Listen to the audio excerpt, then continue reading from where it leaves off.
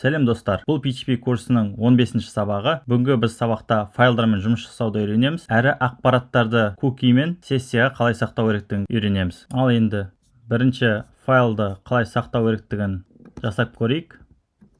Ол үшін біз файл put contents деп жазамыз. Бірінші параметрге файлдың атын жазамыз. test.txt дейік. Ал екінші параметрмен соның ішіндегі болатын ақпаратты жазамыз. Сақтадым. Парақшаны жаңартам. Бұл жақта ештен көрінбейді.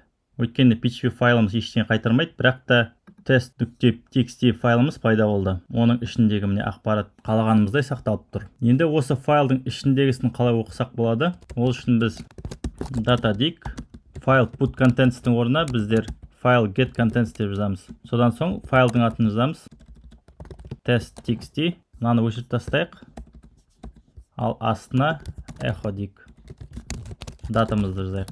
Сақтадым. Парақшаны жаңартам. Тест файлды жасадық деп міне экранымызға шығып тұр. Енді ақпаратты куки мен сессияның ішіне сақтап үйренейік. Жалпы бұның бәрі қызықты әрі түсінікті болу үшін біздер форма жасайық. Қарапайым HTML структурасын жасайық. Мен дайын emetті шақыра қоям, ол үшін леп белгісін салам. Содан соң enterді басам. Body'дің ішіне міне форманы жазайық. Form. Біріншісіне login дейік. Input тегін салам. Name дейік. Login дейміз. Екіншісіне құпия сөз деп жазайық. Оғанда input деп жазамыз. Type, password. Ал name, тағы да password деп жазамыз. Логинді кириллицамен жазайық. Бөлек жолдарда тұрышын сыртын лейблмен қаптайық. Мынаны дәл солай. Міне шағын формамызды жасадық. Action дейік.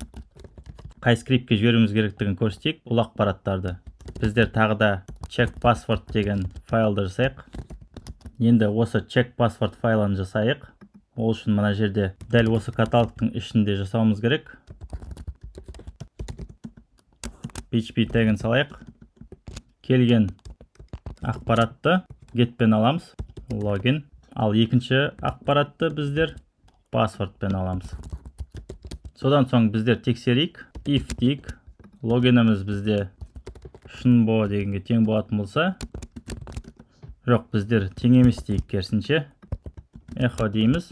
Логин немесе құпия сөз дұрыс емес дейік.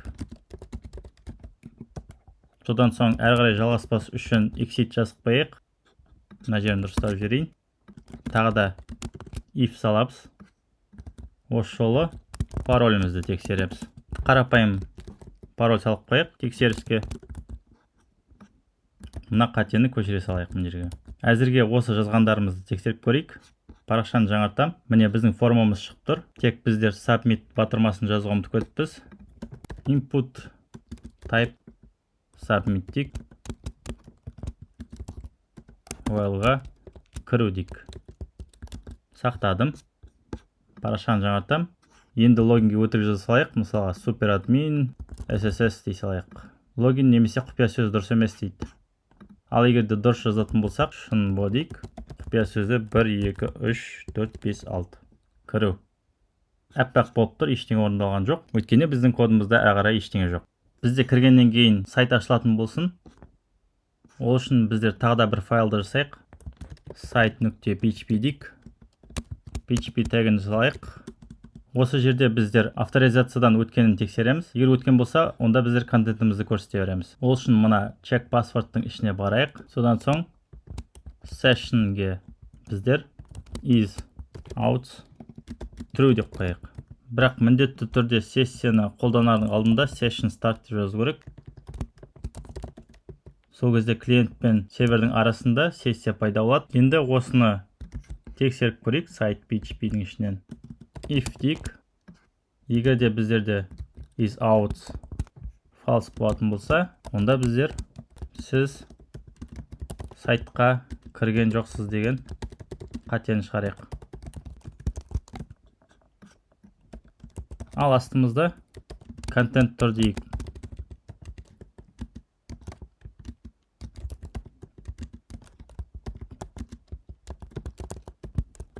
Осы жасағанымызды тексеріп көрейік. Артқа барам, парақшаны жаңартайық. Жазылған нәрселеріміз кетіп қалу үшін қайтадан өтірік жазып көрейік. Кіру, логин немесе құпия сөз дұрыс емес дейді. Ал дұрысты жазып көреміз енді. Кіру. Міне сәтті кірдік. Енді біздер site.php деп жазатын болсақ, тамаша, сіз сайтқа сәтті кірдіңіз деп тұр. Яғни, мына сессияда is outstall true болып тұр. Бірден site.php файл ашылу үшін осы жерге біздер header дейік.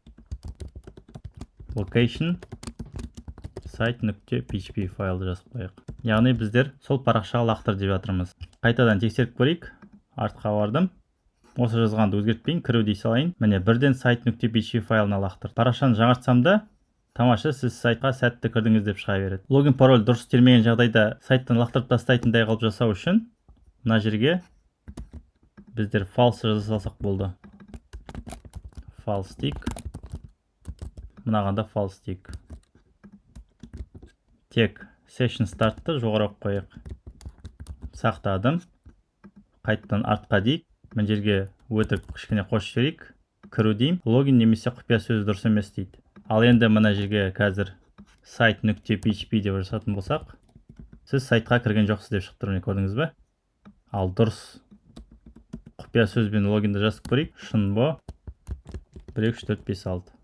Тамаша, сіз сайтқа сәтті кірдіңіз дейді. Енді куки қалай жұмыс жасайтынын көрсетейін. Ол үшін біздер сессияның орнына куки қолданатын боламыз. Алып тастайын мынаны. Мынаны алып тастайық. Мынау да қажет емес. Мына жолды алып тастайық уақытша. Токен дейік. Тең болады. PHP-дің өзінің функциясын қолданайық. Токендер жасауға бұл өте ыңғайлы. Bin2Hex. Бірінші байттарды шығарады, кездейсоқ. Содан соң оны жолға айналдырады. Енді осы токенді сақтайық. Біз set cookie дейік. Токен дейік, аты. Ақпаратқа токен дейміз. Содан соң қанша уақыт сақтау керектігін осы жерге жазсақ болады. 3600 деп жазайық. Ол 1 сағатқа тең. Содан соң осы жасап шығарған токенімізді файлға сақтап қойайық. Токен txt дейік. Екінші параметрге токенді бере салайық. Сақтадым. Ал мына жерде біздер session демейміз, cookie дейміз. Токен тең емес болса токенге дейік. Ал біз бұл токенді файлдың ішінен аламыз. Файл get contents дейміз. Токен txt дейік. Сақтадым. Тексеріп көрейік енді. Артқа басам. Құпия сөзімізді жазайық. 1 2 3 4 5 6 кіру. Тамаша, сіз сайтқа сәтті кірдіңіз дейді. Осылайша кукиіміз жұмыс істеп тұр. Жалпы ол қалай жұмыс істеп тұрғанын көрсетейін. Бағдарламалау көмекші құралын шақырамыз. Ctrl-Shift-I арқылы. Содан соң application дегенге кіреміз. Cookies деген тұрады міне. Мына жерде міне токеніміз сақталып тұр. Үстінен басып, delete батырмасын басып өшіріп тастайын. Парақшаны жаңартам. Сіз сайтқа кірген жоқсыз дейді. Яғни браузерімде сақталған мен токен деген кукиді өшіріп тастап едім. Біздің скриптіміз оны көрсетпей тұр. Ал біз бұл токенді қалай тексеріп атық, тағы да скрипттен түсіндірейін. Міне мына токенді біз токен txt файлынан алып тұрық. Ол міне тұр. Содан соң біз оны тексеріп жатырмыз. Әрине, бұл жасаған заттарымыздың барлығы өте қарапайым жасалынған. Қауіпсіздік жағынан келмейді. Біріншіден, мына жерде методты міндетті түрде постты қолдану керек. Өйткені логин мен құпия сөз браузердің жолында көрініп тұрады.